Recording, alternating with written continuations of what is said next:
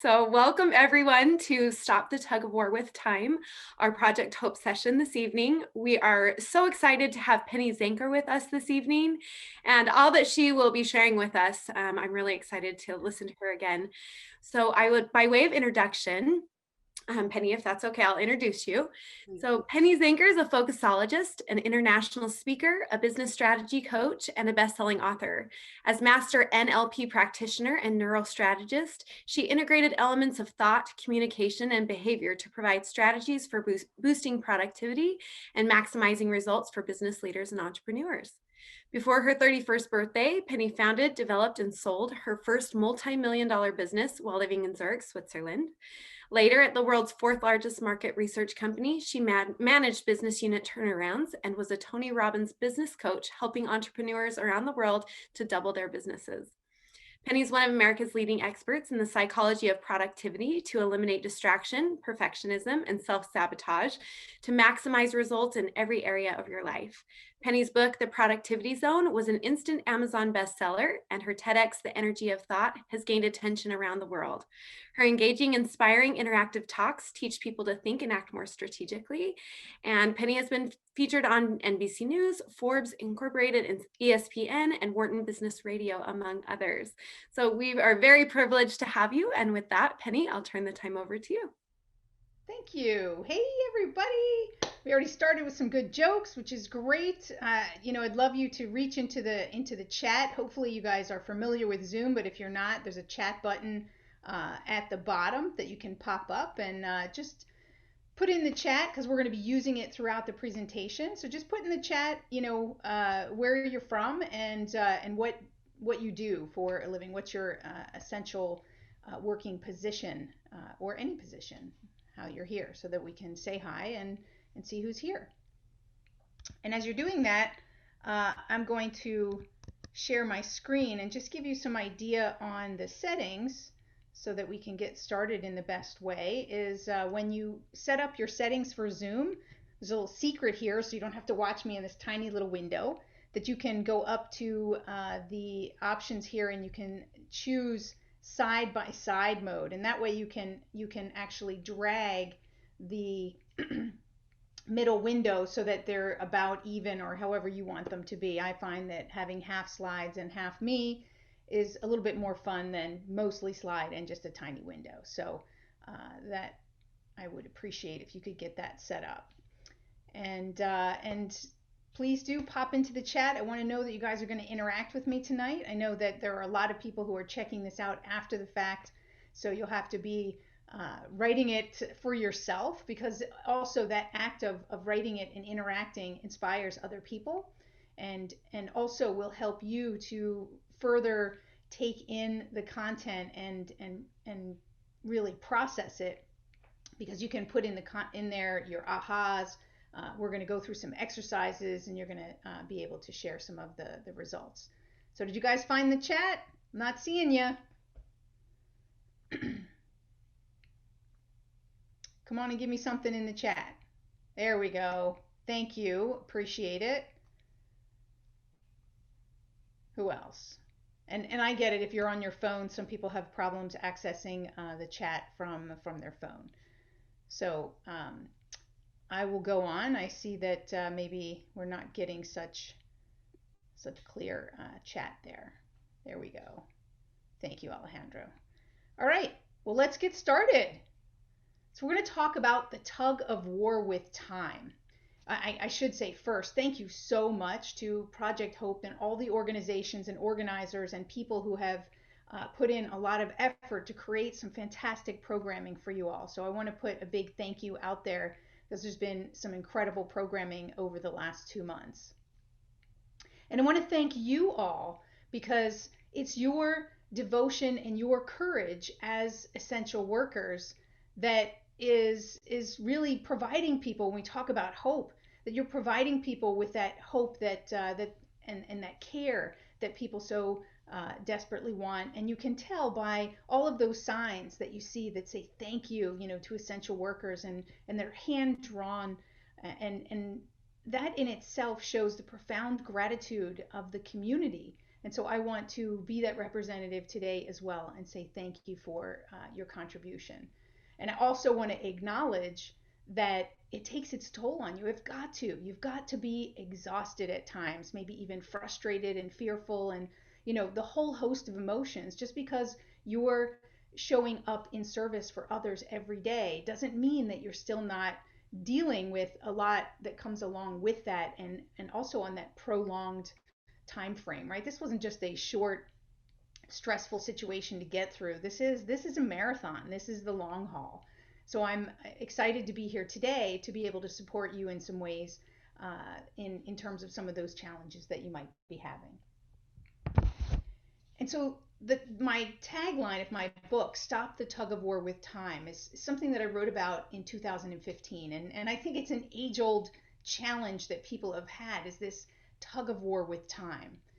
And in this past year, I've really been thinking about that whole concept and the whole idea of the tug of war. What is the tug of war? And I had to look it up because I really wanted to get a better understanding, and it makes total sense.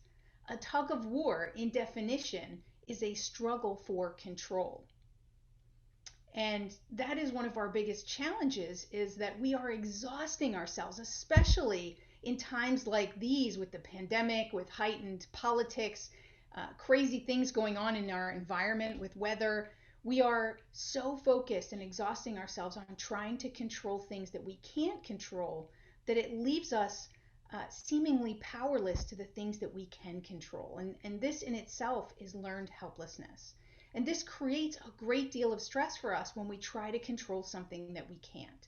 So I just wanted to do a quick poll to see on that side is, what is your current level of stress? So I'm going to launch a poll here on the screen. So I hope that you guys will be able to check this out. It's on your screen now, and I want you to identify what's your current level of stress. Is it a 10, which means it's off the charts? Is it a 7 to 8, where it's pretty high and you're just pretty much coping? Is it a 5 to 6 and it's there and you've got some good coping mechanisms? Or is it less than 5, where you really have some great coping mechanisms and you're moving forward without much challenge? So go ahead and fill that in.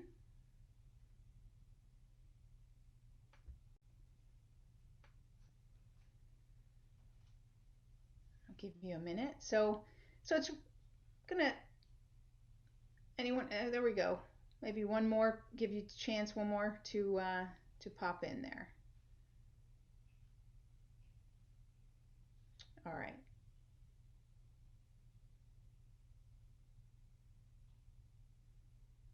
I'll end it there just so we don't share the results. So what we can see is that it's kind of middle of the road. You guys seem to be coping pretty well, and there might be those of you who are listening who are not coping really well, and you're here and you're listening to this talk today because there's something that you want to gain from it. And even if you're a less than 5, right, there's always something more that you can gain from it, some extra distinction, one thing that you can take away from this presentation that can improve your life, that can help you to be more productive, that can help you to reduce stress, that can help you to better interact with others in a more productive way. So what I wanted to just identify is that, the famous Mike Tyson, he gives us his quote, everybody has a plan until they get punched in the face, right? We all had a different plan for 2020. I certainly had a different plan for 2020. As a public speaker, I speak in front of people. I love the energy of interacting in front of people. Zoom is very flat for me. And I didn't even know that would be there. Just cut off from one day to the next. My whole schedule was wiped away, and all of you have had to make a lot of sacrifices and changes in your lives, whether it was getting used to working in an office and the things that worked in the office. All of a sudden now you're working from home and you've got kids there, and there's a lot more distractions and challenges. And maybe it's also the stress of every day being in the in the forefront, where you're exposed the to COVID and worried about bringing it home to your family, right? There's so many different things that are there. in this punch in the face, so to speak. And it's not the only time that I had this challenge. I've probably not for you either, that you've been punched in the face many times, right? I wanted to go back to a time where in 2008 for me was another time that was kind of paralleled with some of the stresses that I've experienced in 2020. And it taught me some lessons, and some of those lessons I wanted to share because I've been practicing them. So, for instance, in 20, what was it? Sorry, 2008 was the year, and I was having like an amazing life. 2007, I was absolutely at the top of my game. I was working as an executive at a market research company and had a great position, great financial earnings, had a great savings, had was happily married, had a child, two children, sorry, a girl and a boy, 1 and 3, and had a vacation home, right? Had a lot going for me. And then 2008 happened. In the beginning of 2008, my husband invited me for a divorce. So this seemingly happy marriage that I thought I was in wasn't wasn't what I thought it was. And I had a lot of terrible worry. My kids were only 1 and 3. I mean, what was that going to mean for them? And so many emotional challenges that came up, right? Just like a lot of emotional challenges that many people are experiencing today in terms of the uncertainty and self-doubt, and by losing a job, for instance. And that was the second thing that happened, was then my company decided to sell the division that I was running, and so that meant that I was going to lose my job. So therefore, I didn't have that nice position and that look forward to where I was going to go to in that organization. And then the third thing was that I found out that our financial advisor had invested in Madoff, which was considered a Ponzi scheme, and all of the assets that we had in that were gone, were frozen, and were gone. So, you know, again, these changes in our environment, these punches in the face, so to speak, it's really, at the end of the day, it's how do we interact with these uncertainties, and where are we trying to control, and where are we just accepting and being able to find a new way. So I want to quote the famous Penny Zenker. Am I allowed to quote myself? Okay. And I put it up there so you could tweet it, so you could, think about it, you could take a screenshot, whatever. But you have to have a plan. So it's not like, oh, plans are useless because something's going to come in its way, and it's going to interrupt it. You have to have a plan. A plan gets you to a certain place, but you also have to have a process to reset or pivot or whatever you want to call it. You have to have a process to reset. So that's an important thing to think about, because that relates to every area in our life and how we show up, and that we're constantly taking a step back. And that's really, I just want to share with you some of these things on how to get back up, right? When you get punched in the face, it's all about getting back up, and getting back up a little quicker each time. And this might not make it easy to get punched in the face, but the more you practice it, it'll make it a little easier. And this is just as applicable to your time management practices, that when you're overwhelmed and frustrated and overloaded, it's the same process in every area of your life. If you're emotionally challenged, you want to slow down, because we're moving so fast. We're just action, action, action, action, keeping ourselves busy, busy, busy, and we need to slow down. Especially when things are stressful, we need to cut the pace and slow down. We need to step back and take a look at the big picture, see what's working and what's not working, and just get some perspective. We need to simplify things, because that helps us to process. I remember listening to an interview from somebody in the military who was talking about when they deliver the commands and the things that the people are supposed to do in the field, the troops are doing in the field, they have to deliver it as simple as possible, because when things are crazy and stressful and there's a lot going on, they need to just have a very simple instruction for them to follow. And And we need to start with the end in mind. We need to be focused on the big picture and what's the result, what's the outcome that we're looking for. So these are important things to just write down, put on a sticky, and remind yourself every single week. You could do this, maybe even at the end of every single day. Slow down, step back, evaluate the big picture, look where you can simplify, and get reconnected with what's the end game. So I created this high performance framework so that with that in mind, you could call it like a reset framework a little bit, right? Because it doesn't matter where you are. As I said, it's always important that we step back and evaluate what's working and what's not working. And so we want to be efficient and effective. That's what really makes us productive.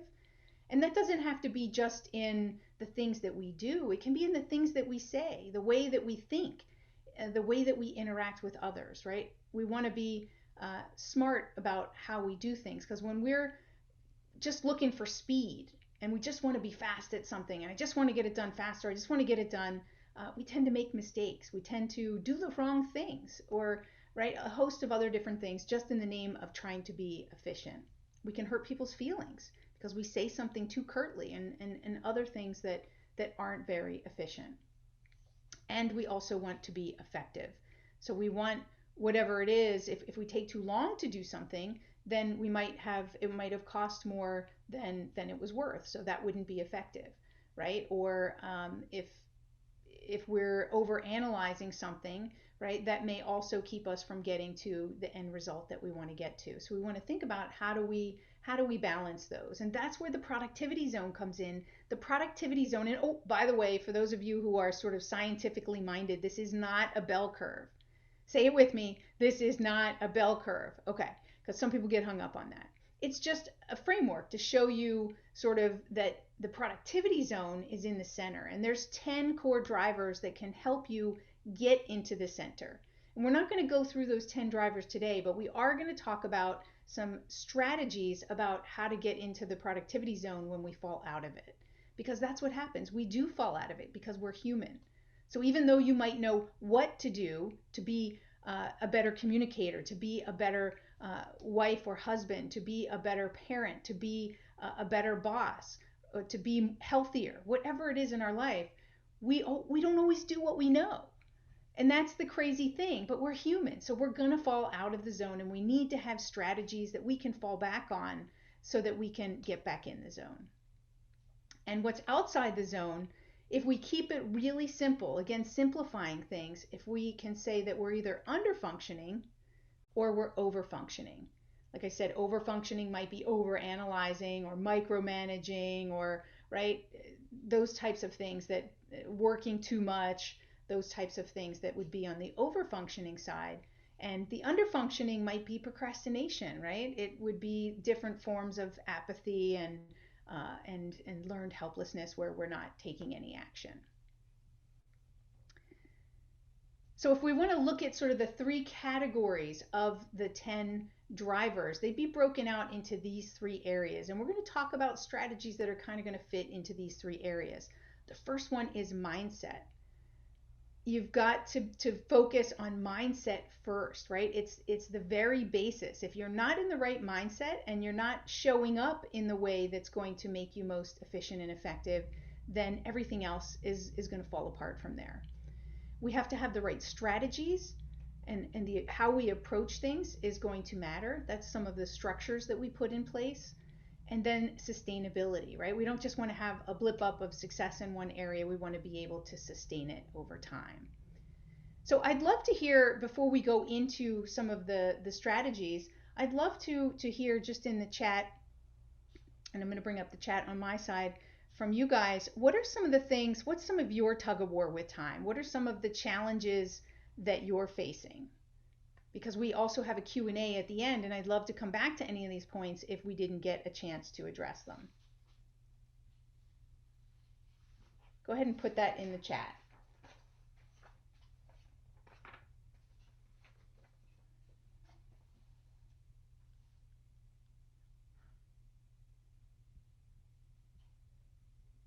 Give you a chance to get that up. What's the one thing you'd like to take away from today? Why are you here? What did you want to take away? Go ahead and put that up in the chat.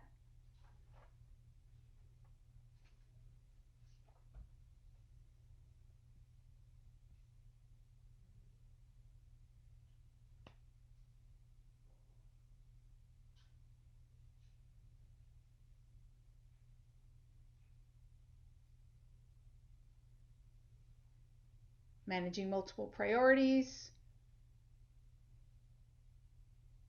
managing distractions, right? Some good things, some good things. All right, well, let's move on. I'm sure that that some of you are thinking about it, and you may have some of those same challenges. And that's what we're going to talk about today too. So practices of getting into the productivity zone. Oh, sorry, just got a couple more things to look at there. Perfect. Finding enough time to rest. I just got a few more things into the chat and looking for that balance. So I want to check in with you guys at the end and make sure that you found something, or that you ask that we get to you in the Q&A, to make sure that you're walking away with what's going to make a difference for you. So here's what made a difference for me to help me get back into the productivity zone, and feel like I was able to show up at my best, and to not just, in the times when it's most difficult to do so. And I think that's the challenge, right? Is being productive. And that can mean different things to different people, and it depends on where you are. So I want that to be clear as well. But the very first thing that matters most, and the very first thing that we push away, is taking care of ourselves. Especially those of you who are on tonight, you are givers. And so you tend to give, and you tend to put others first, and that's at a sacrifice to yourself. So for me, what I noticed during that super stressful time in 2008, and also again now, is my first inclination in 2020 was, I don't have the time to work out. I've got to hustle to see how I can pivot. And and when I was in 2008, I also realized the stress was so high that I had to focus on myself in order for me to have that clarity, in order for me to show up at my best for my children. And so I did that with self care and grounding. I put support structures in place so that I could show up the way that I intended to show up, because we need to be, it's not always easy to do that. It's not always easy to be purposeful. So we have to put support structures in place to help us to show up the way that we want to. And I also had to balance and manage what's next, and manage that workload. And I'll tell you more about that as we get there. So let's start with self-care and grounding. We need to remember that we are emotional beings. We have two parts of our brain. We have the logical side, and that's what determines what we do and how we approach things. But the thing is that we don't think logically and act rationally, right? You know that's true. We're human beings, and we are emotional beings. And the how is emotional. So very often it's our anger, sadness, hurt, fear, shame, guilt. It's those feelings that show up that keep us from doing what we intend on doing, that keep us from being our best self. Because sometimes we get caught up in those emotions, and we aren't able to release them or let them go. And it could be just from extended stress. It could be for a lot of different reasons, but they get in the way sometimes, and they can be unproductive.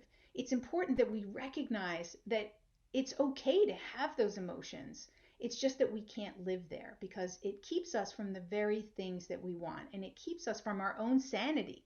And you know this is true.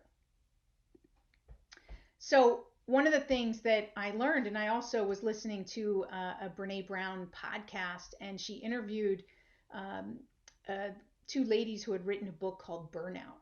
And what I thought was really interesting, and I didn't realize this, was that it's not just a should for us to release stress from our body on a regular basis. It's a must.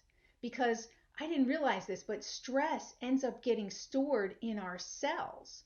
And so that becomes a problem if we don't release them. That's why stress can turn into disease, right? It's a matter of, we have to release the stress, and we have to practice doing it on a daily basis. So I'm going to share some of these things that you already know, but you might not be doing, right? So I want you to get today a heightened awareness, and I may be simplifying it, but sometimes we need to hear it in a very simple form so that we can cut through our own complexity that we're creating and cut through some of those behaviors that aren't serving us. Get real clarity on what it's costing us. So, what it was costing me is if I wasn't going to take care of myself, then it was going to impact my children. How would they see me? How would they see the situation? Would they get upset and depressed? And even though they were young and they didn't 100% know what was going on, it was up to me to create that basis to continue to support them and support myself. So I had to get enough sleep. And so, although you may think that you're blowing off steam and you're watching a couple of extra episodes of your favorite Netflix special, the truth is you need sleep more than you need that Netflix special. And they're addictive. So I can tell you, don't start watching one at night because when I do it, I end up watching another. So I have to set some boundaries in place for me so that I don't do that on a regular basis, that I know that I set a bedtime and I go to bed at that time because I know that's what's going to serve me. So make sure during these stressful times that you're getting enough sleep. You have to also get enough exercise, movement. Our bodies need to move, and it's that sleep and that movement and the breathing that's going to help us to release the stress in our cells. So we need to, and if you've got one of these watches that buzzes and beeps every once in a while to tell you to get up and do some movement, build it into your schedule. Do a little bit of movement in the morning and then have movement breaks throughout the day. It's going to make a huge difference because that's going to impact how you show up. I know that my brother, for instance, was having a bout of depression. He was really struggling with it. And one of the things that made a huge difference for him was when he started to walk on a daily basis. And it does, it changes the change in your physiology, it changes your mindset, it opens you up. And so adding that exercise in makes a huge difference during these stressful times. If you can make all sorts of excuses, but you can do it together with your kids, right? Make it an activity that you do together, and hold each other accountable for it. Find a buddy online, right? I know that there's an excuse for every one of these why you're not doing it. But you have to get past the excuse because it's that excuse that's keeping you from reducing your stress and creating that balance that you so desperately want. And breathing, deep breathing. I want you to all do me a favor because it's the end of the day right now. And I want you to stand up and I want you to take a deep breath. And hold it for a few seconds. And let it go. And breathe out just a little bit more than you breathe in. Let's do it two more times. Breathe in and hold and release. Now this time do it only through your nose.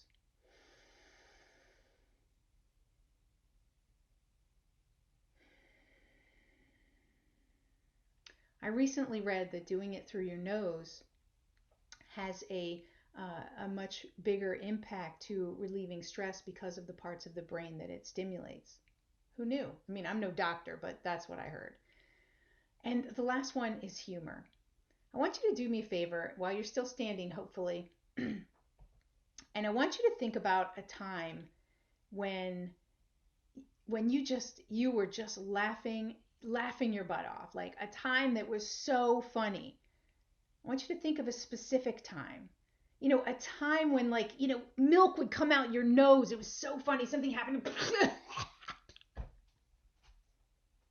And I can think of this time when I was in Miami with my cousins and we got into this laughing thing and we just could not stop laughing. Now, laughter is a great stress relief, and it helps us to bring more joy into our lives. And so with deep breathing, with exercise, with sleep, and a little bit more laughter in your life, that's going to help you to reduce the stress, and it's going to help you in what I call manage your energy, the energy management. It's going to impact how you show up for your time, because it's not just what you do with your time, it's how you show up for your time. And so I also did an exercise in the resilience video that you can download and see on Project Hope's YouTube or their website, which was around gratitude. Gratitude is also a perfectly grounding, it's just like laughter, is that when we embrace and get ourselves into gratitude, then we show up differently. Everything that we see and experience is different when we come from that state of mind. So I want you to go and look that up and do that exercise that I have in that video. So let's go ahead and move on. So how we start our day sets the tone and the energy for that energy management. It is the basis of our mindset, right? So some people, they set an intention for the day about how they want to show up. They set one word that's going to drive the energy of the day. That's a good thing. But I also want you to think even more so, because you can read online everywhere about this person's morning ritual and that person's morning ritual and how it sets them up for success. But I want to talk about the opposite as well, because I already talked about a number of things that will put you in a great energetic state with breathing, with laughter, and with gratitude. Now I want to talk about what not to do. What not to do is not to follow through on your commitments first thing in the morning. So don't hit that snooze button. I fell into this trap in the beginning of the pandemic and I started to snooze, and it didn't serve me because I saw that breaking that one commitment of when I said I was going to get up made a difference, because I started breaking other commitments to myself. So I had to get back to myself to say, nope, that's one of the things I don't do in the morning, and it's a part of who I am, is I don't snooze. And that's the way I was before. I just had to remind myself. Sometimes there's things that we need to remind ourselves that works, that have worked in the past, worked before the pandemic, but for whatever reason, we stopped doing them.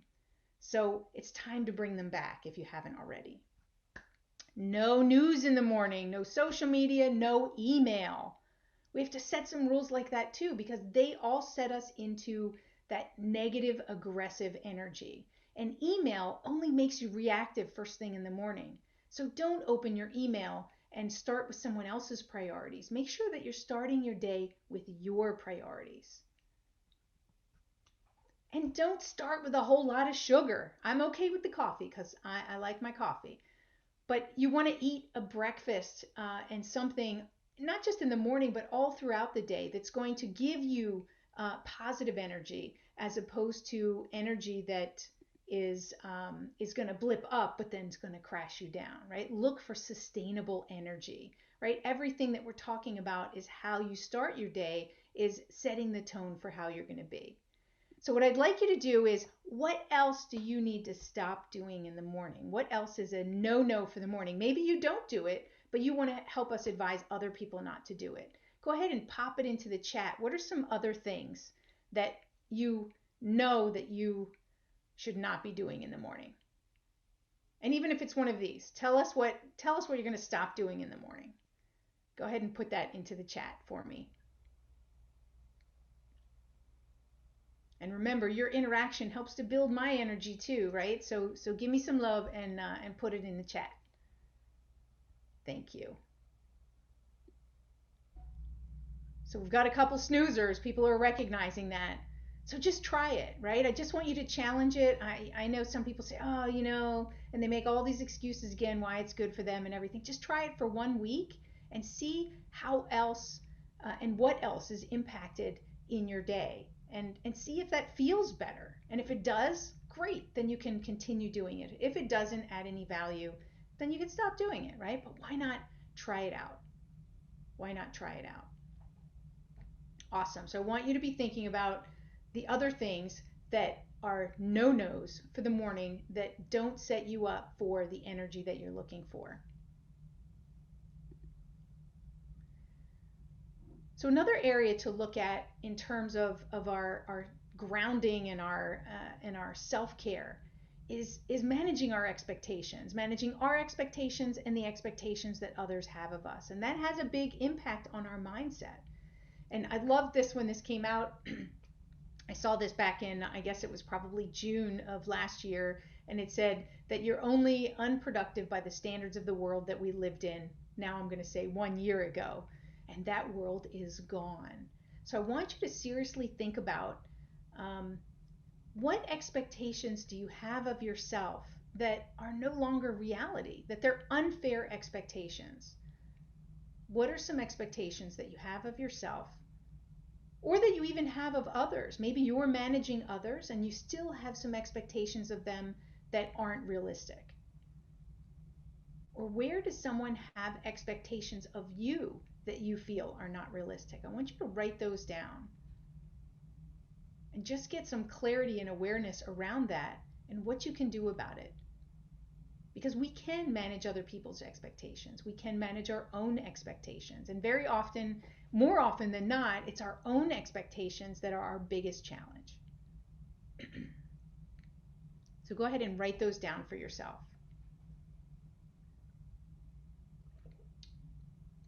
And pop it in the chat once you have it. And drink some water.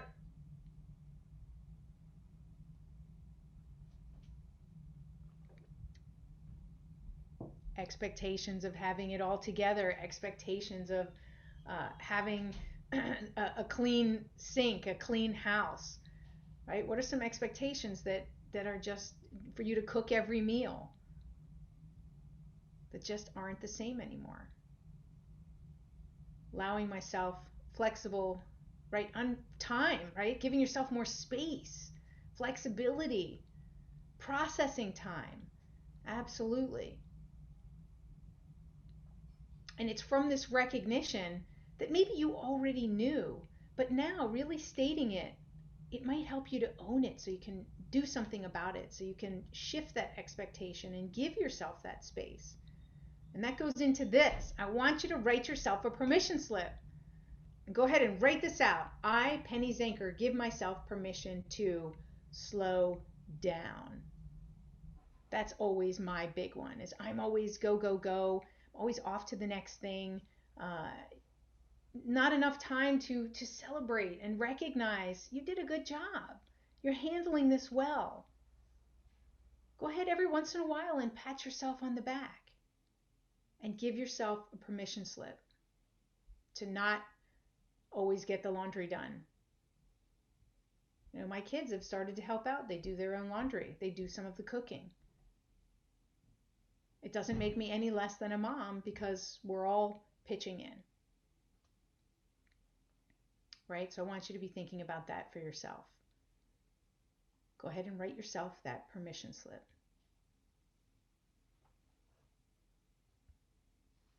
Give you a chance to do that.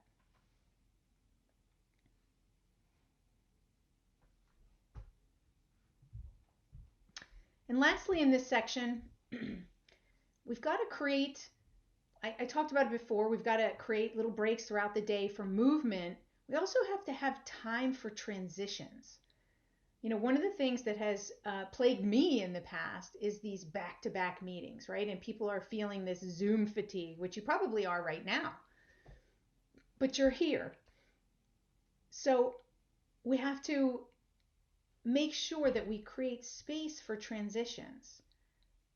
Transitions can also be from one career to another. Give yourself space. Appreciate that you need to process that. And somebody had mentioned that.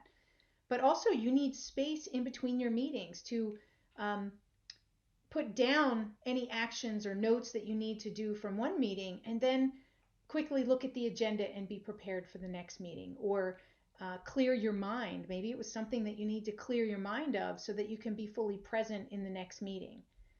Because a lot of times I used to see people coming in late to meetings and being kind of harried and not being organized, not being prepared, and not being fully present. So when you show up to a meeting, you want to be able to be present. When you show up to a new block of time, you want to be able to be present. So make sure that you're creating transition times, especially at the end of the day, right? You're working from home. This was one of the biggest challenges that I've had for years working from home. Is that when you work from home and you walk out the door of your office, if you even have doors, if you're not even lucky enough to have doors, the tendency is to come back. And that may be because you didn't set a boundary and didn't set a hard stop, but also you didn't make a transition. right? And say, okay, work is done. I need to get that out of my head and be fully present for my family. How do I do that? Right? So think about techniques that help you to make that end of day transition. Go out the door and come back in, right? It may seem silly, but these little kind of rituals that you set up, because that's what you used to do. You used to leave the house and used to come back in. So why not set up that ritual to make that like that? I also like to the idea of showering, is go up and take a shower and wash away the the stresses and the challenges and the thoughts that you had towards work so that you can be fully present. One of the things I used to do, I worked about 30 minutes away from home, and I used to blare music. I wouldn't talk to people about work stuff. Like some people are in the car talking, with work colleagues and still doing work. I used that time for transition, and that was huge for me because I would jam on really loud, great music, especially after I was invited for that divorce. I needed to come home and I needed to be able to be in a positive state of mind. So I put on music that really made me feel good. I put on like my Tony Robbins tapes. I used to work for Tony Robbins, and he is really great at engaging and getting me in that positive state. And then I'd walk through the door and I'd be present and I'd be there for them. So that's what you need to think about too, is how you create those end of day transitions, because we need to reconnect and to ourselves, to our purpose, to the goals that we're looking to achieve. We need to re-energize and we need to reset. Like I said, that's a core. If you get nothing else out of today, it's understanding how to reset your energy and how to reset your approach to how you're showing up for your time and what you're looking at, what you choose to focus on, and those types of things, so that you can have a process to reset when things don't go great, when you don't have a good day, when you don't have a good call. How do you quickly reset? So one of the things that I want to offer you to do right now, it's the end of the day, and who knows, maybe you had a great day, maybe you didn't have such a great day. I'd like you to take a piece of paper out, and I want you to write on that paper how you feel, because it's important that we acknowledge how we feel. When we're feeling good, that we're happy and we pat ourselves on the back, or we're frustrated. And it's important that we acknowledge our frustrations, we acknowledge where it's coming from, and do a little journaling is super, super powerful to help us to process and also to release. So go ahead and I want you to take 3 minutes right now just to kind of recap the day, and recap some of the things that worked and some of the things that didn't work and how you felt about it. Go ahead and take 2 minutes with that on 3 minutes, and I'll set my timer. Go.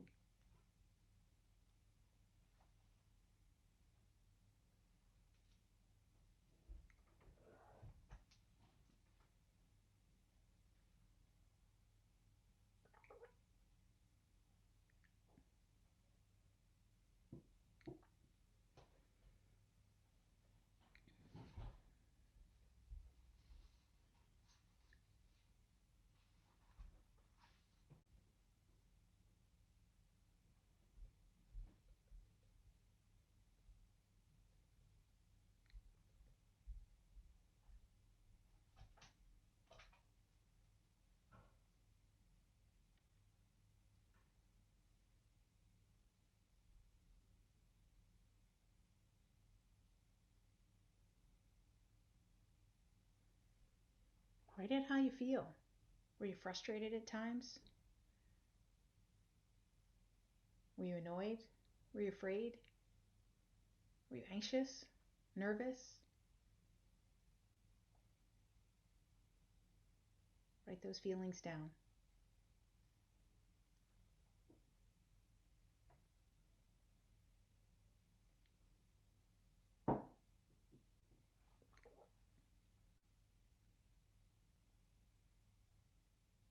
Give you one more minute.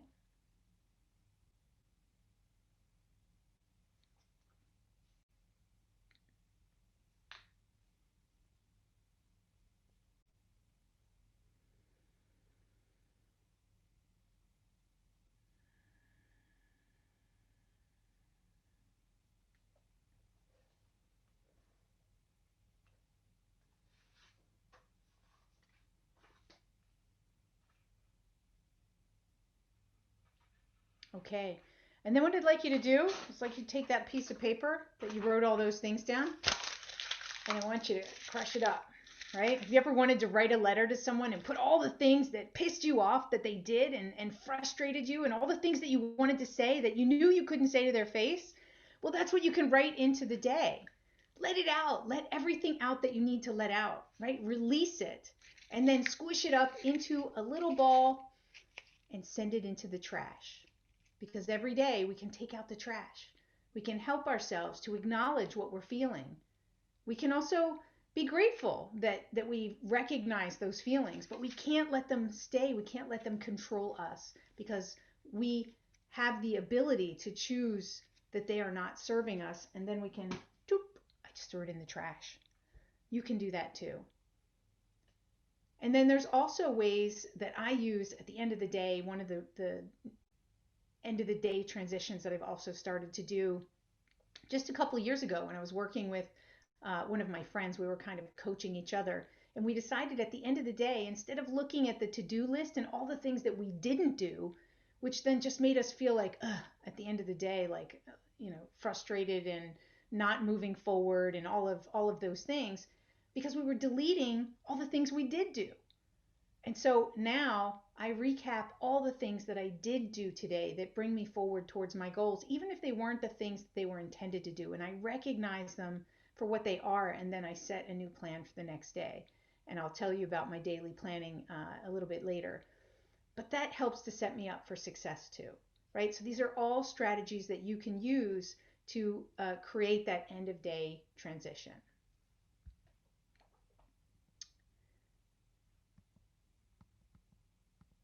So actually, that was in reverse. Is we want to take a look at support structures as the next thing. And I put this here because I think it's important to recognize, because people, when they think of systems and support structures and they think of process, they think that it's boring, and it's so important to have systems, processes, and structures to offset reaction and distraction and to align our values with our actions. So I want you to understand that those systems, and they can be thinking systems, right? It doesn't just have to be like a workflow process or a step by step thing for you to do. It can also be a thinking system. But these support structures, they act as our guardrails and they keep us on the path. Maybe not straight line, right? As we get somewhere, we might meander, and but it keeps us from going off the reservation. And so let's take a look at some support structures. As I said, the framework itself is a support structure. And what I wanted to mention first about support structures is understanding what works, but it's also understanding what doesn't work. And so when we look at functioning, of overfunctioning and underfunctioning, they're both about stress. They're both about stress.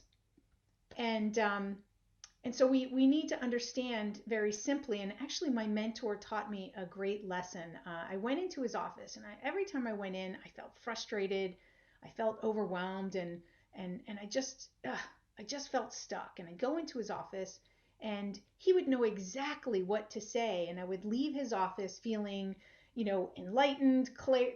I had complete clarity, and I was motivated and driven. And I thought, I have to know what his secret is. And I said, Peter, I need to know, what's your secret? You seem to know exactly how to motivate me, exactly which button to push. I mean, are you hypnotizing me or something? And he laughed and he said, no, he said, and he said the classic, my job is I can't motivate you, only you can motivate you.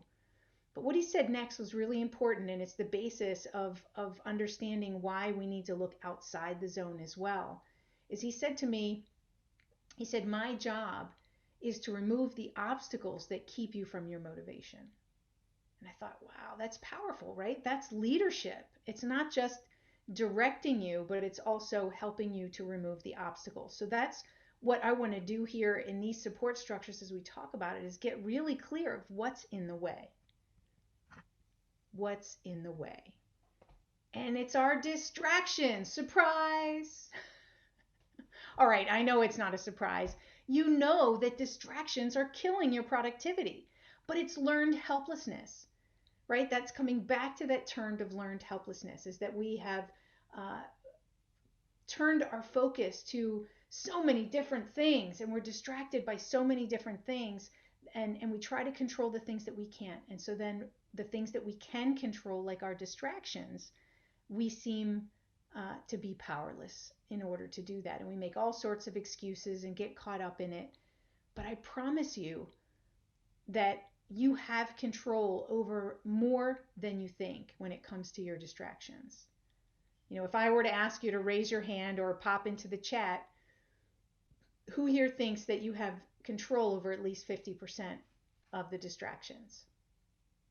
Just pop yes or no into the chat so I can get a feeling of where you are.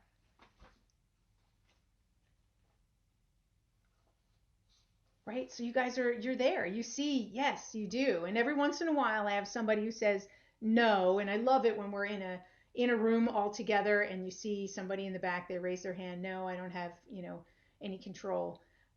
The truth is we do, right? We do, and we're gonna take a look at how that is. So one of the things that I want you to do, and I forgot, usually when I do an event, I have people do this up front, but we're going to do it here on this presentation right now. If you go to distractionquiz.com, and I'll put it in the chat so everybody has it, distractionquiz.com, you can take this quiz to find out whether you're a time zombie, a wizard, squirrel, hamster, or deer in the headlights. Distractionquiz.com. So I want you to take 5 minutes to take that quiz, and then come back and you're going to share with me what you got.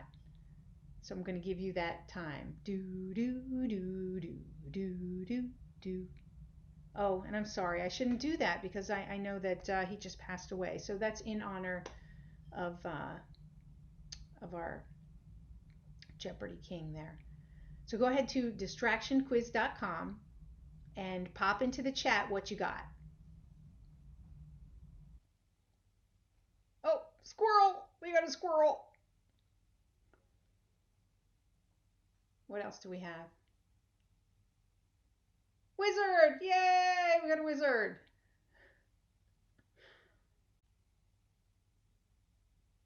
Squirrel! Squirrel! Lots of squirrels, right? And that's where people tend to mostly fall in the hamster and squirrel range. So what I want you to do is, please don't take any offense. That's why we made this fun with the different options. Even if you got time zombie, all it is a mechanism to create some heightened awareness. What I hear people tell me is that they knew some of these things that were distracting them, but they didn't necessarily know it all together and see how it's impacting them. And so by doing the quiz and finding out what they were, that they were able to take a greater ownership and really decide, make the decision today in order to make a difference, in order to take action against those distractions and step out of learned helplessness and into controlling the things that you can control, because reducing your distractions reduces your stress. It is true. So so there you have it. So let's move on. Thank you guys for putting those into the chat. I love I love seeing your results and everything. So what you might not have noticed online, it's much easier in the paper version, is to see that there's actually 3 categories of distraction. And you might be thinking, well, why break it down into categories? Well, it's important to break things down, because whenever we have an overall topic like, oh, I'm so distracted, well, it could be out in the stratosphere. It's a high level problem, and we can't solve something. We can't solve our problems until we get specific, until we know exactly what it is that's distracting us. Then and only then can we really take a clear action to mitigate the challenges that we have, to mitigate that distraction. So we have physical distractions, right? We might be tired, we might be hungry, we might be cold, right? We have to be able to understand what's distracting us physically. What's distracting us emotionally, right? This is one of the biggest areas that distracts us, but we don't really think about it. We put more attention to the interruptions of people calling on the phone or walking in our office or getting dinged on the chat or on our phone. So, we need to take more thought and attention to the emotional distractions that we have and how we're going to deal with those. And then, of course, big this year, last year, I should say, is the environmental factors, is the pandemic, and you know, the social distancing, the wearing of masks, the politics, right, and all the things that are going on weather-wise that are uh, just crazy with crazy fires and storms and things like that, right? So these are things that distract us. They take away our energy, and so it's important that we get clear on specifically what they are. And after you take this, you'll actually be invited to do a distraction tracking challenge if you're interested, and that way you can track it a little bit more specifically as what's distracting you every day. So, what I'd like you to do right now is identify what's the number one distraction. The top distraction that if you were to eliminate that would take away most, bring back most of your energy, uh, give you greater focus, that it would be the biggest and easiest thing to identify.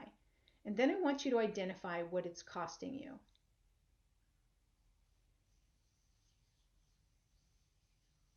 So go ahead and put that in the chat. What's the number one distraction and what's it costing you? Give you a minute to come up with it. Text messages. Yes, text messages, right? Beep, beep, beep, beep, beep, beep. They're constantly coming in. And if you've got your notifications on, that's got to be, and I get that phantom buzz in my pocket where it's not even on the notifications, but I feel the buzz and I think that I got to check my phone, right? But it's all in my head. This is the way it messes with us. Um, right? Some people say, I think about all the things, you get the phantom buzz too. I think about all the things that I need to get done, right? That's just we're focused on those things, that to-do list, but that's not helping us focus on what it is that we have to do next, right? So that can be a distraction. Absolutely. To-do list, really long to-do list can be more of a distraction than a help. That's why I have a short to-do list, and I'm going to share that with you in a little bit. But notice what that is. Now, what's it costing you? And I'm going to put up a poll here because I want you to really think about all of the areas of how it's costing you, because we are simple creatures. We're driven by pain and pleasure.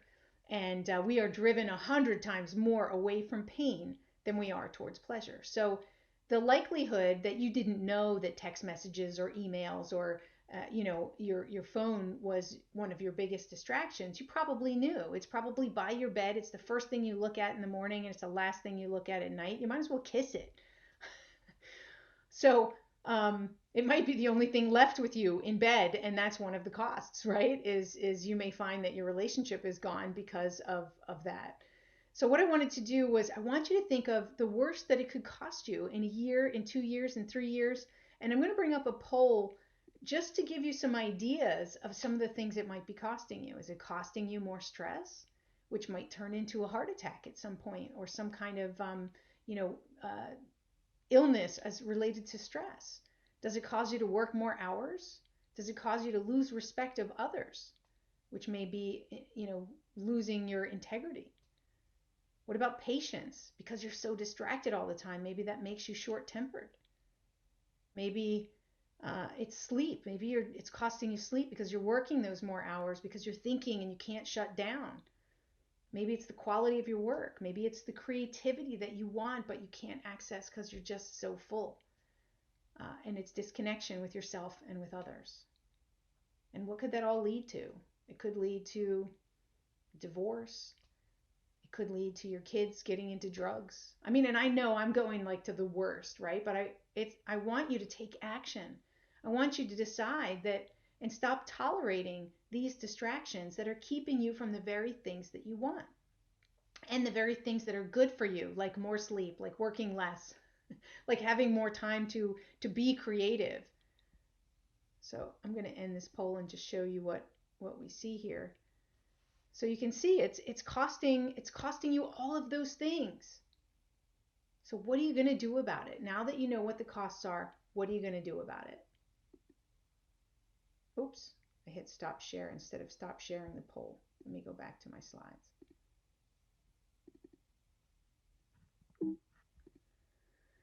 So you got to do what it takes, right? So this guy, he knows that he looks at his phone too much, so he puts a dog cone on his head to make sure that he does what he intends to do, which is give that person the full attention. Now, it might seem kind of weird. It might not be appropriate for all conditions and environments, but you got to do what it takes. And if that means that you put your phone in the other room, you turn it off, you put it on airplane mode, if that means that you only check your emails a couple times a day, then that's what you need to do. And it may be hard to do that, and it may take time in order to get for these new practices to stick. But you have to do it because it's important to you. The results that you're looking to get are important to you, right? Social media, somebody just also said, absolutely. So let's talk about some strategies to get back in and stay in the productivity zone. So I call these gatekeeper strategies because I do some sales training, and it occurred to me one day as I was doing some training on how to get past the gatekeeper, which means how to get an appointment with that person that makes the decision. And usually there's another person in between you and that decision maker, and that's called the gatekeeper. And I thought, that's it. We need to have gatekeepers to protect and direct our time to the most valuable things, to protect and direct our focus on what matters. Does that make sense? Of course it does.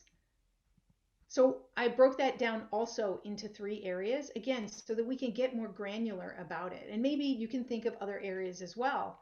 But I broke it down into rules, into filters, and into our environment. And this is kind of like an overview graphic, and then we're going to go into each one of these areas and talk about these. But you could print this out and have it, and you can contact me, and or you can take a screenshot right now, and use it to be thinking about your gatekeepers and where you need to put gatekeepers into place. And we're gonna go through that right now. So let's take a look at rules. We talked about my rule, which says that I don't snooze. I had to set that as a rule for myself, that I don't do that, right? You can have things that you do, not do, and things that you don't do. And so that for me was a valuable rule that I remind myself every morning when that alarm goes off, get up. You don't snooze. It could be your values and how important respect is for you. So for instance, that became an issue for me because I was trying to fit one more thing in, and it started to be late for things because I was just doing one more thing. And so I realized that I was disrespecting the person in that meeting, that I was, even though I might let them know that I was going to be late, that was unacceptable. And it was my trainer, and I started to show up regularly, like 5 minutes late. And I thought, if someone did that for me, that'd be a great disrespect. So I connected it to my values, a standard of, my integrity is important to me. And if I'm not on time, then I'm violating one of my values, right? That's what Stephen Covey talked about, is get clear on your values. So that can be a really great gatekeeper that's going to help you stay focused on what's most important and how to show up the way that you want to show up. So that's one area. We have to set boundaries for ourselves, right? We talked about earlier about setting a time to end your day and to transition your day. I talked about not starting with news in the morning. So how do you set, and where do you need to set boundaries for yourself so they become rules that help to support you to create that balance that you're looking for? Because without boundaries, you could work all night. And I hear people in the pandemic, one of the biggest challenges isn't that they're sitting around twiddling their thumbs, it's they don't know how to turn off. And they're working more, and therefore they're already stressed, they're working more, and so they're not able to release some of that stress because they don't have those boundaries. They start working before work hours, they end after work hours, and then they don't get time for their self-care and the other things that are important for them. So how does that relate to you? And then other rules are things like setting time limits. So if you want to stay away from social media because that's a huge distraction for you, we'll set a time limit and say, when I do this and I do something that I said I was going to do, then I'll reward myself with 10 minutes of social media. And you set a timer so that you don't do more than the time that's allotted. Another example of a time limit could be in your email. People are checking their email 150 times a day. We're addicted, people. And so we have to wean ourselves off and create some systems. And that's why I talked about systems and structures that support us. So Kevin Cruz came up with a system called 3210 to get to zero inbox. I'm not a proponent of zero inbox. I think that it's too much focus on email, where email is not the most important thing. But I do like the system of 3 times a day, 21 minutes is the idea here to handle your email. If you're checking it 150 times a day, maybe don't go cold turkey to 3 times. Maybe do it 8 times. Meaning at the top of every hour, spend 10 minutes at the top of every hour checking your email and doing the things that you need to do in your email. So set time limits for yourself. Reduce the time that you have for meetings. Instead of hour-long meetings that go back to back, make them 45 minutes. Parkinson's law tells us that you'll use whatever time is allotted. So you'll be smarter and you'll be more focused and you'll get more attention because you'll have to be, and you'll do it in 45 minutes. I've seen it work. What about filters? How do we look at filters? Well, I told you I'd share my daily plan. So a plan is a filter. So my daily plan is the 135. That's doing one thing every day that takes me, even if it's a baby step, one step closer to a long-term strategic goal. And then 3 things that I'm going to do that are going to help me to meet midterm milestones that I'm working towards. And then 5 things that absolutely must be done by me today, right? And that's the key, is must be done by me. Is that if I can delegate it, or it's not due today and it doesn't have to be done today, then it's not going on this list. And so I can start my day with setting an intention, taking those 9 things, that's my short list. By looking at this, it's not going to stress me out. But by looking at my big list, and I do have a fallover list so that I can just do a brain dump and get everything down, broken out per category. And that's structure helps to support me. It's the way I like to do things. But this daily plan keeps me on target. Then, once you have your priorities and you're clear on what your priorities are, whether it's these priorities in this daily plan or whether it's from a weekly or a quarterly plan in your time blocking process, if you do that, but you schedule your priorities. If it's important to you, you schedule it. I mean, why do you think that date night was created? It prevents divorce. It's a structure that puts in place that makes sure that you dedicate time to, and quality time, so that you can be with your spouse. So, it's important that we get things on the calendar. If they're important to us, then we have to schedule them. The last area is our goals and outcome again, start with the end in mind. What is it that is our goal, and what's the 20% that's going to make 80% of the difference in us getting there? That's the Pareto principle, and I'm going to share something with you about that in a little bit. And then lastly, we have the environment. We have accessibility. What is accessible to you is either going to create a positive impact or possibly a negative impact. So this is a water bottle that I bought that helps me to drink more water. When it's in front of me and it's full, I know that I need to keep up. And if I look at it and it's 1 p.m. and I'm only at 9 a.m., then I need to drink some water. And then I'm committed to drinking the water. So every time I look at it, its accessibility keeps me focused on doing that. Same thing as if your phone is there on your desk, turned up so that you can see when somebody has notified you. That's going to negatively impact you because you're going to constantly give that your attention. Reminders. reminders are helpful to keep us on track, whether it's to get up and walk around and take a break, or whether it's a checklist of a to-do so that in case we do get distracted, that we can come back to it because it's there on our checklist and we say, where was I? Oh, we're right here. And we can go through and quickly get back to what we're working on. So those reminders are important. And then keeping our environment clean. And I know, as for me, this is super hard because not everywhere can be clean. And I'm not a neat person. I have paper strewn everywhere. So what I try to do is give myself a break and give myself permission to, tidy up at the end of every day and give myself 5 or 10 minutes. And also, what I like to do in the kitchen is, the kids, they've got dishes everywhere and stuff. And even though I'm training them, they're in training to make sure it gets into the dishwasher or to put their stuff away after they've taken something out. It doesn't always happen. So instead of getting angry or frustrated, I try to keep one counter that I can look at that's clean. And then at least when I'm feeling like, oh, this is a mess, I can look at my one clean counter, right? So we have to have strategies that work for us, and that works for me. So, what I want you to do right now is I want you to take a couple of minutes and I want you to identify based on that one distraction that you said was your major distraction. Maybe it was social media, you said, maybe it was email, it was your phone. I want you to identify what are some rules that you can put in place based on what we just talked about, what are some filters, and what are some things in your environment. And so what I ask you to do is to take one across the board, because a lot of times when we try to hold ourselves accountable, it doesn't work that well. So even though we might create some of those gatekeepers, we technically, when we have three gatekeepers, right, they can support each other. So if our excuses get past one, there's still two more there that will help and support us.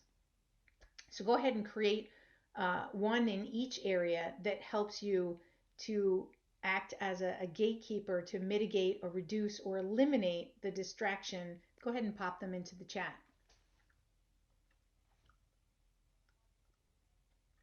What's a rule you can set?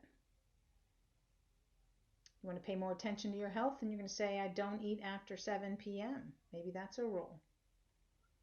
Maybe the rule is no phones when you're with the family. No phone next to you or with you. You leave it plugged in after you stop work. No phone right before bed or right when I get up. Okay, that's good. That's a good rule. No scrolling through the news until after work. Good one. And don't do it right before bed either, by the way, because that's also sending you to sleep with that negative sort of aggressive energy, right? So keep that in mind too. All right, looks like we can move on. So let's move to the last area, which is what's next. So this last area, I use this picture of rock climbing because I think it's such a great visual to show, like, there's so far to go. Have you ever, been in a project or even in a situation where it was physical, but it doesn't matter, that you just feel like there's so much in front of you. Somebody said earlier there's so much on their to-do list, and you look up and you think, oh, I'll never get there, right? It seems endless, it seems difficult. And sometimes when we focus too much on that, then we lose sight of what's next. And really, when you're rock climbing, that's the most important thing, is not to focus, where you need to go. Now the most important thing is for you to focus on what's next, and where do you put your hands and where do you put your feet. And most importantly, what I learned when I was learning rock climbing, and actually this is true for almost all sports and maybe anything in life, is that there's one thing that's kind of like a shortcut, and it's the one thing that makes everything else easier. It helps you get to your goal faster. So with rock climbing, it's knowing that you can't pull yourself up. You'll exhaust your energy if you just use your arms to pull yourself up, because you just can't, right? And I'm certainly not the strongest in my arms, so as strong as your arms might be, they're not as strong as your legs. So the key is to find the right place to put your leg and to push up with your leg. So I found myself at one of my first lessons with my boyfriend. He didn't make it, and I made it to the top. And it was because I got that little shortcut, that distinction. And there's other stories that I tell that you might be able to find in other videos, that it's finding the 20% that is going to make 80% of the difference. That's so key, because when you get clear on what's important, then you're able to let go of some of the things that aren't important. And that's important because we have problems letting go. I think that's one of the key things I discussed in last month's session around resilience.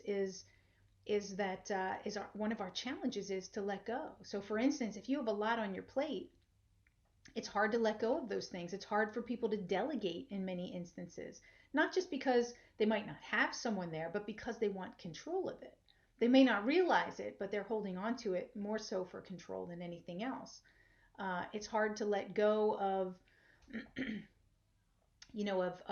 of conflicts and things like that. It's so we get to practice the letting go, and there's this little emotional trick that when we know and are clear about what our outcome is and what's the thing that gets us there the quickest and the easiest, then it gives us that sort of internal permission to let go of some of the other things. So with that being said, is I want you to find out, because it's not just one area of our life that we can focus on. I mean, I know somebody wrote a book that was called The One Thing. Well, I don't know about you, but I can't just focus on one thing in my life. If that's just something that's going on, a project at work, well, I've got kids, I've got a partner, right? A boyfriend, I've got other things in my life. I've got parents, I've got other desires, I have community service, right? So we've got other things in our life that we need to give focus to. So it can't just be one thing. But that being said, if we could find the one thing in each of those areas, then we could plan them out and make sure that we're focusing on those things and not get so hung up on all the little details. So I want you to think for yourself, what's the 20% that you need to focus on for your health? What's the 20% you need to focus on in your relationships? What's the 20% you need to focus on in work? And then fun. What's the 20% that will help you add more joy and fun to your life? Because we all need a little bit more joy and fun. So I know that maybe you choose another area, or somebody else has a different wheel of life and circle. But I just want to give you the opportunity here and now to do that. So go ahead and write down, for some people, the number one thing in health is sleep. That if they just got more sleep, then everything else would function much better. For others, it might be just getting active. It might be the nutrition. It might be eating healthier, right? So whatever it is,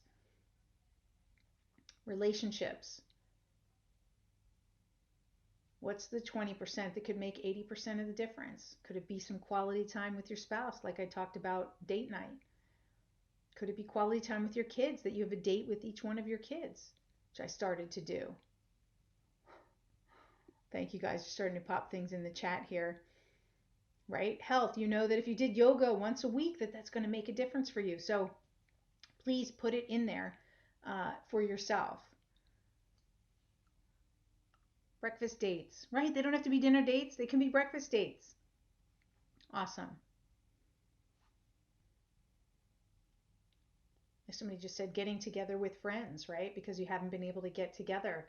We built, because of the pandemic, we built a big fire pit in our backyard so that we could have people over to the fire pit and be outside and still be distanced, but still be with our friends. And also we started to do Zoom happy hours and different things like that. So I even played Zoom Scrabble with my mom.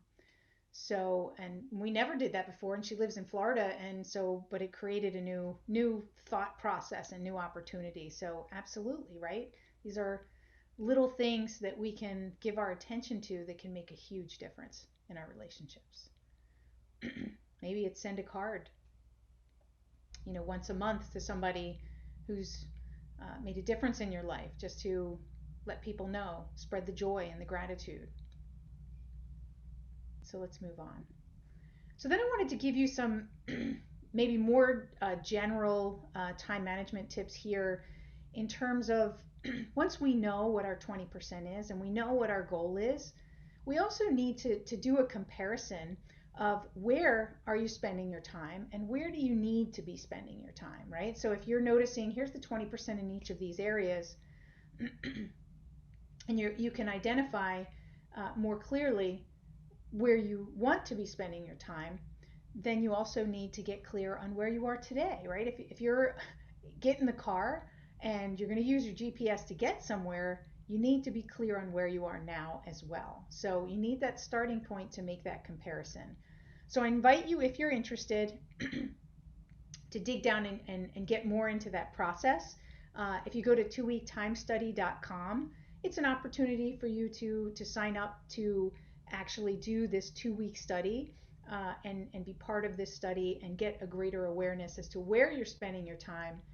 Get some everyday a tip on time management and how to improve your time management or reduce your distractions and things like that. So if that's of interest to you, then you could go there. But you do want to get that clarity as to where you're spending your time today, because very often we think we know, but we don't really know.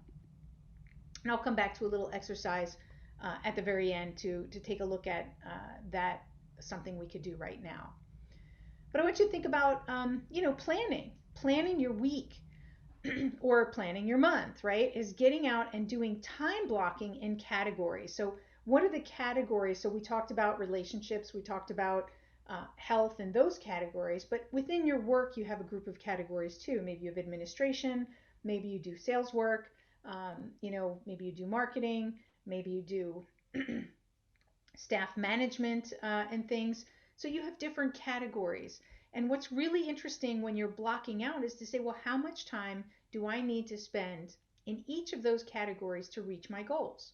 What I often find when I'm doing that time study for people is they realize that they're not spending, let's say I'm working with an entrepreneur that runs their business, they're not spending any time in sales, but they're spending too much time in another area, let's say in staff and administration, and they need to spend time in all of those areas, but it's the allocation of time that creates potentially a capacity problem, but also gets you caught up in things that aren't moving the business forward or that aren't moving you quicker towards your goals. So it's really getting a clarity on uh, being able to plan that, but plan it on a category basis, not a task by task basis. Another thing that I think is really great is directing focus with themes and batching. So, one of the things that I look to do is to have days that I focus, that I'm focused and I do content work. I have days that I'm focused on me and doing a little bit more energy, meditation, reading, training, catching up on with friends and those types of things. I have strategy days where I focus on the things that I'm doing to develop my business. And then I have days where I'm focused on allocating projects to the team, checking in with the team. So you can, by having those themes for each day, it helps you to fill in any gaps. Like if you have extra time, then you're going to fill it in based on that theme. So I know salespeople, for instance, they have a day for follow up, they have a day for outreach, they have a day for account management, right? So it just helps them to get extra focus on that particular day. So themed and batch the kind of tasks that you have together so that when you're doing a block that you're doing all of those things that are under the same category and the same batching them together in that process. So another thing that I do is I like to set a word for the year, an overall focus for this year. And I just did a post on LinkedIn, and I got a lot of private messages from people saying they loved it and they wanted to tell me what their word was. So I started out thinking about it, and I do this on a regular basis every year to have a word that guides me, that I'm looking for more of, that'll create more of what I want. Some years it's like acceleration, it's growth. And I was thinking, I've got a lot of things that aren't working out so well, projects that are kind of on the rock. So I thought maybe I'd make this year resolution that these things would come to resolve themselves. But I thought that's not a really positive energy. So I decided and landed on the word joy. This year, no matter what happens, I want to bring more joy in my life. And again, it comes back to control. When I set that theme of what I want this year to be about, then that's what I'm going to be focused on. And I'm going to look for the activities, and I'm going to look for the meanings, and I'm going to look from a lens of creating and giving joy. And so, I want to give you the opportunity to think about that and think about what's your word of the year. For my one of my big birthdays, I had fun, and I had a lot of really great parties that I threw that year, and it was great. So it can be business oriented, it can be personal oriented, it can be whatever you need it to be. So go ahead and pop into the chat. What's going to be your word, your guiding global focus for 2021? Service and kindness. Kindness is so good, right? That is so good, especially in a time where a lot of people are having trouble being kind to one another and empathizing with one another. So that's a great word to give and to receive. What else? Hopeful. Hope. That's a good word.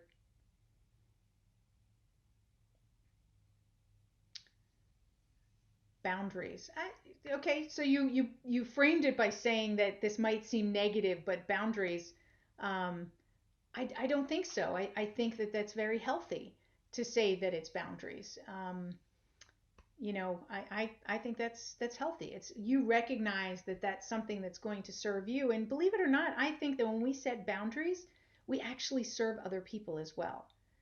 We train people how to treat us, and so when we don't have boundaries, it's not good for the relationship, and they may filter that into other relationships as well, pushing the boundaries. So when you set your boundaries, you're helping others to set boundaries for themselves and to respect other people's boundaries. So I think that's awesome. So what I'd like to do is give us a little time for some Q&A in case you guys have any questions. I wanted to leave 10 or 15 minutes open for questions, and then I'll tell a final story and close for the evening. So any questions? And if you don't have a question, maybe you want to share a big takeaway from tonight. Big takeaway is the 80-20. It's simple, right? And we know it. It's just, it took me that a kick in the pants to really live it. And that's what's important with that. Somebody else said same, the 80-20. And I didn't even tell you my big 80-20 story, which I tell a lot. If we don't have a lot of questions, I can tell that to reinforce it even more for you. I want to hear the story. All right, I'll tell the story and then I'll close out. And if you have any questions, I'll still be here to catch them. So the story about the 80-20, in terms of when I really embodied it and lived it, was I was working myself to death with my own technology company, and basically, things work until they don't work. And so everything was my business was growing and everything was working until all of a sudden it really didn't feel like it was working anymore. My business was killing me even though it was booming. And I had some dysfunctions because in order to get ahead and to get with the magnitude of things that I had to do is I just worked harder, and I just told myself it was working harder, and I was burning myself out. And I tried to control everything and everyone. I was a terrible micromanager, and it worked until it didn't, right? And then I jumped into things a little bit too quickly, and there were a number of different things. So I decided that I really needed to. I had the opportunity to sell my business, and I decided that I needed to move into like a big company that's got a lot of money and resources, and that way I could just kind of take it easy, kind of do the 9 to 5 thing. It's usually when most people laugh at me because that's what entrepreneurs think, right? You go to a big company, they got lots of resources. Well, I did that. I was able to sell my business, and I went to work for a large market research company, and they hired me in to be the chief technology officer at one of their daughter companies. And immediately when I started, they brought me into this reorganization. And before I knew it, I was responsible for 5 companies across 4 countries. And I was living in Zurich, Switzerland at the time, and the office was much further out into St. Gallen in Switzerland, which nobody spoke English. So it was hard enough that I was trying to do all of this, but do it in German as well. And I just got to a point where if it wasn't working in the other environment, it certainly wasn't working in this environment, right? And we see that also with the pandemic, that things that worked before the pandemic for our time management strategies or any kind of strategies, they may have worked until they didn't, until the environment changed, until something shifted, and then either they didn't work anymore or we stopped doing them for whatever reason and lost the habit. So anyway, I was overloaded, overwhelmed, and this isn't what I wanted. So I went into my boss's office and I was ready to quit. And he said to me, he said, Penny, I hired you to make decisions, and what you do with the rest of your time is up to you. I was pissed. Are you kidding me? That is ridiculously oversimplified, don't you guys think? But I think I needed to hear it in that oversimplified way because of the complexity that I created. I was so caught up in the weeds and in things that weren't as important. And that was it. That was the 80/20, right? The decisions were 20% of that were going to make 80% of the difference. And I think that just that moment really held it for me to get it and to take action on that. And then from that point forward, I really lived that stepping back, coming to that simplify, step back, and really take in the big picture. And that helps me to see am I focused on my 20%? What is my 20%? And if things shift, then I get to ask myself, what's my 20% now? And so I live by that, and it helps me to let go of things that are less important, and it helps me to keep focused. And I do call myself a focusologist now because I see that where we focus is huge. It's really going to determine how we feel. It's going to determine the meaning that we give events and activities. It's going to determine the actions that we take, and it's going to determine our results. So that's why that 80/20 is also so much more important. It's not just the things that we do, but it's also the 20% of what we think about and how that's going to impact 80% of the results that we get as well. So that's the story behind the 80/20 that I often tell in other contexts. So I want to close out tonight also with a quick little story, and I want to thank you guys for your interaction, for your engagement, and for all the work that you did, so that you can take away and really own what it is that you're now aware of, or now going to take that next step to own at the next level. So there's this guy, and he comes to work every day with a tuna sandwich. And every day he complains about the tuna sandwich. Every day. And finally, his buddy gets annoyed because every day he's like, oh, tuna, I hate tuna. Ugh, the smell of tuna is driving me crazy. Oh, tuna again. On and on and on every single day. And his buddy's like, dude, why don't you have your wife make you something else? And the guy says, I don't know what you mean. He says, turkey, roast beef, something else. And the guy says, I know what you mean. I'm single and I live alone.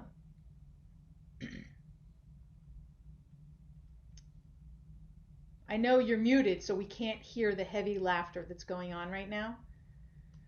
But if you didn't get it, I want you to know the guy's making his own sandwich. So don't be that guy. Don't be that guy. You have to own your actions and your distractions. You have to own your energy and you have to own your results. Thank you guys so much. Thank you so much. That was wonderful. I think I can speak for all of us that, Penny, we appreciate your expertise in this area and the tools and strategies that you've helped us with and shared with us to manage our time. I would also like to take this opportunity to thank the Southwest Iowa Mental Health and Disability Services for making this Project Hope possible. And I'd also like to invite all of you listening, those of you joining in on Facebook Live, share the word. Tomorrow we have Leadership is a Choice, Not a Position by Gary McGuy of the Franklin Covey. So we invite you all to that. Thank you again. Have a wonderful evening.